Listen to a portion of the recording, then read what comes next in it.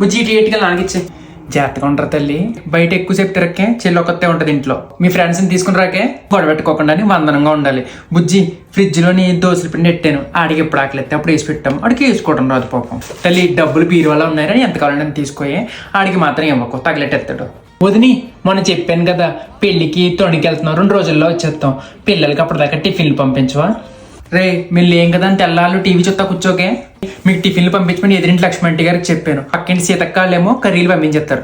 నువ్వు అన్నయ్య కొంచెం అన్నం పెట్టేసుకోండి సరిపోద్ది. తెలుసు కదా 2 గ్లాసులు బియ్యానికి 4 గ్లాసులు నీళ్ళు పోయాలి. కొంచెం పొడి పొడిగా ఉండాలి అన్నయ్యకి. అన్నయ్యకి అలాగే ఆమ్లెట్ కూడా వేసి పెట్టమ్మా.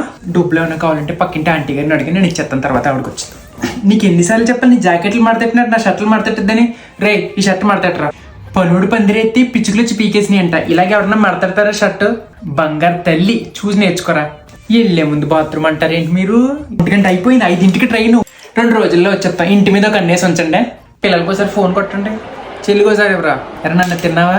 అమ్మకి ఇస్తున్నాను. అన్నయ్య కొంచెం చూసుకోమ్మా, జాగ్రత్తగా తలుపులు వేసుకుని పడుకోండమ్మా.